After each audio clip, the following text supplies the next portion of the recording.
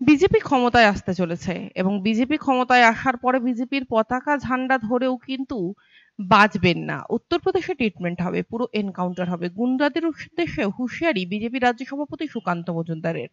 দেখুন, ভোট পরবর্তী হিংসা বসিরহাটে শুরু হয়ে গেছে, নদিয়াতে শুরু হয়েছে, দক্ষিণ কলকাতা অর্থাৎ কলকাতার প্রাণকেন্দ্র সেই জায়গায় সেখানে আমাদের কর্মীদের মাথা ফাটানো, চমকানো এগুলো শুরু হয়েছে, কারণ তৃণমূল কংগ্রেস বুঝতে পেরেছে তাদের সময় আসন্ন।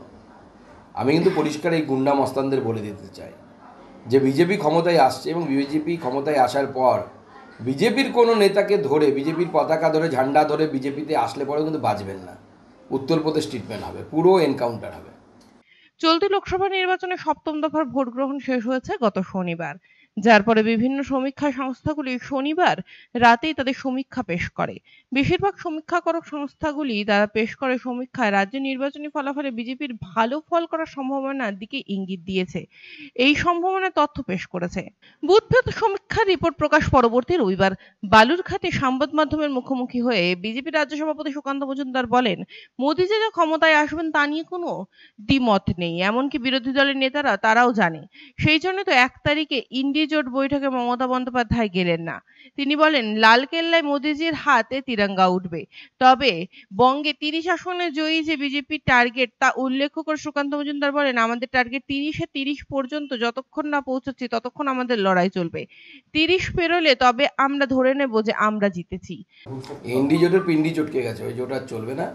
ওই জোট এমন একটা নৌকো ছিল যেটা নৌকোটা ফুটো, মাঝিও নেই, কোন দিকে যাবে বোঝা যাচ্ছিল না। ৪-৫ জন মাঝি, এ বলছে বাঁয়ে চলো, ও বলছে ডাঁয়ে চলো, ও বলছে এদিকে চলো, এই চলছে।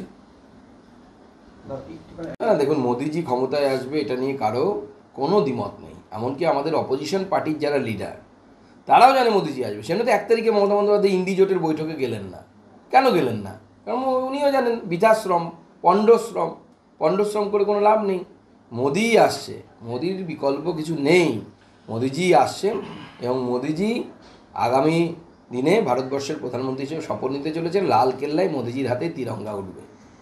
আমাদের যে অ্যাসেসমেন্ট, ভারতীয় জনতা পার্টির যে কর্মীদের কাছ থেকে পাওয়া যে ফিডব্যাক, সেই ফিডব্যাকের উপর নির্ভর করে আমি এটা বলতে পারি। আমি রাজ্য সভাপতি হওয়ার পর একটা স্লোগান দিয়েছিলাম এবং আমি আপনাদের সামনে বলছি, তখন সেই স্লোগানটা আমাদের কর্মীরা আত্মবিশ্বাসের সাথে অ্যাকসেপ্ট করতে পারেনি। আমি সেই সময় বলেছিলাম এইবার 25 পার, এই স্লোগানটা আমি দিয়েছিলাম। যে তখন পার্টির অবস্থা এমন ছিল যে পার্টির কর্মীরা এটাতে বিশ্বাস করেনি। আজকে প্রায় 2.5 বছর পর এখন কিন্তু পার্টি শুধু নয়, প্রত্যেকটি নিউজ চ্যানেল থেকে শুরু করে সবাই বিশ্বাস করছে যে হ্যাঁ, বিজেপি 25-এর পার যাবে এবং আমাদের টার্গেট হচ্ছে 30। তো 30 পর্যন্ত যতক্ষণ না পৌঁছচ্ছে আমাদের লড়াই চলবে এবং 30 পৌঁছলেই তবে আমি ধরে নেব যে হ্যাঁ, আমরা জিতেছি। ভোট পরবর্তী হিংসা নিয়েও এদিন সরব হন বিজেপি রাজ্য সভাপতি সুকান্ত মজুমদার। সুকান্ত মজুমদার অভিযোগ করে বলেন, ভোট পরবর্তী হিংসা বসিরহাটে শুরু হয়েছে, নদিয়াতে শুরু হয়েছে, দক্ষিণ কলকাতায় অর্থাৎ কলকাতার প্রাণকেন্দ্র যেখানে আমাদের কর্মীদের মাথা ফাটানো, ধমকানো, চমকানো শুরু হয়েছে। কারণ তৃণমূল কংগ্রেস বুঝতে পারছে তাদের সময় আসন্ন। সংবাদ মাধ্যমে আক্রান্ত হওয়ার ঘটনায় এদিন সুকান্ত মজুমদার তৃণমূল কংগ্রেসের বিরুদ্ধে সুর চড়ান।